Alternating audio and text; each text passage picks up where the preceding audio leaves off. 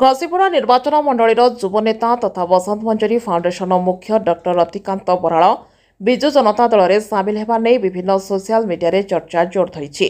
ଏହି ଖବରକୁ ନେଇ ରତିକାନ୍ତ ମିଡିଆ ସାମ୍ନାରେ କିଛି କହିବାକୁ ମନା କରିଦେଇଥିବା ବେଳେ ଘଟଣାକୁ ନେଇ ଘସିପୁରା ଅଞ୍ଚଳରେ ବାତାବରଣ ପୁଣି ଉଷ୍ମ ହେବାରେ ଲାଗିଛି। କାରଣ ରତିକାନ୍ତ ବରାଳ 3 ଦଶନ୍ଧି ଧରି କଂଗ୍ରେସ ରାଜନୀତିରେ ବିଭିନ୍ନ ପଦପଦବୀରେ ରହି ଜଣେ ସକ୍ରିୟ ତଥା ଟାଣୁଆ ଆଗଧାଡିର ଯୁବନେତା ଭାବେ ନିଜର ସ୍ୱତନ୍ତ୍ର ପରିଚୟ ସୃଷ୍ଟି କରି ବେଶ୍ ଜଣାଶୁଣା ଥିଲେ। ଗତ ତ୍ରିସ୍ତରୀୟ ପଞ୍ଚାୟତ ନିର୍ବାଚନ ପୂର୍ବରୁ व्यक्तिगत कारण दर्शाई कांग्रेस इस्तफा दे बसंत मंजरी फाउंडेशन नामक एक सेवा संस्था खोली शिक्षा स्वास्थ्य और निजस्व आंबुलांस सेवा सह असहाय अनग्रसर व्यक्ति को समाज मुख्य स्रोत को आने को अहरह प्रयास करते। गतकाली गहपुर रघुनाथजीउ आश्रम परिसर में एक बंधुमिलन आयोजन कर आगामी रणनीति प्रस्तुति आरंभ करुवा नहीं चर्चा होइछि। आज उद्देश्य कौन 19 दरिद्र विद्यापीठ 1986 मसीहार बैच आम आज आमर पुरातन छात्र बंधु मैंने आपण मैंने जानते दरिद्र नारायण विद्यापीठ हलती ये अंचल को शिक्षा क्षेत्र में दिग्दर्शन देता। तेणु पुरातन छात्र मैंने समस्ते चेष्टित थे केमी आम बंधु मिलन करवा एवं समस्ते भावर आदान प्रदान करवा।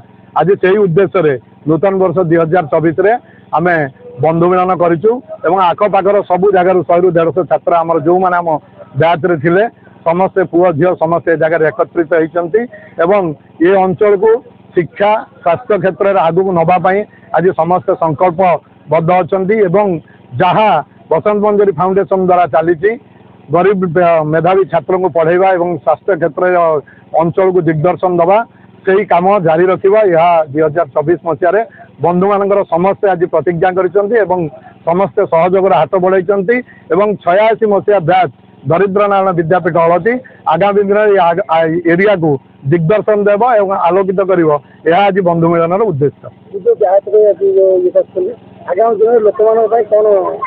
आगामी दिन में आम निश्चित भाव शिक्षा क्षेत्र में अंचल बहु तले अच्छी स्वास्थ्य क्षेत्र में बहु तले अच्छी आप देखुं आंबुलांस मध्यम डेली 100 रोगी आम सेवा प्रदान करूँ बहु गरीब छुआ को आम पाठ पढ़ाऊँ।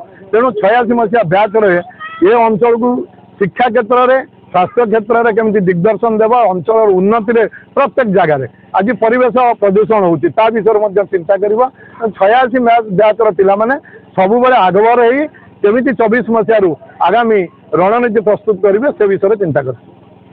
बंधुमिलन कार्यक्रम में शताधिक पुरातन छात्र छात्री जोगदे निज स्कूल जीवनर स्मृति साउंटिबा सहित आगामी भविष्यत कार्यपंथा ने निजर आभिमुख्य सृष्टि करिसेंती। आगामी दिन में घसीपुरा निर्वाचन मंडली में विजु जनता दल एक निरपेक्ष तथा निरसंकु दल भाव निर्वाचन मैदान को ओह्लाइबाकू एबेठारू प्रस्तुति चूड़ांत करिथिबा साधारण आलोचना होतबा जଣାपड़िछि। तेबे देखिबाकू बाकी रहिछि रतिकांत केबे निजर आभिमुख्य स्पष्ट करी विधिवत भाव बीजेडी रे सामिल होइछथि। मो ना सत्यभामा दास आम 86 मसीहार बंधु मिलन आम कर जो बैच थिलु आम समस्ते खुशी अच्छु आमर एत दिन पर आम मिलन आम भाविचु आगामी पीढ़ी रे किसी किसी आम उपकार करूँ गरीब लोक किसी करूँ कि छोट छोट पिला किसी करूँ कि पार्क हो कि बहीपत्र हो कि कौन आम यही विषय किसी आम यही मिलन में आलोचना करूँ आम यहीपरि उपकार पिला करूँ मनस्थ करूँ। केन्दुझर प्रभाती साहू रिपोर्ट जागृति लाइव मीडिया।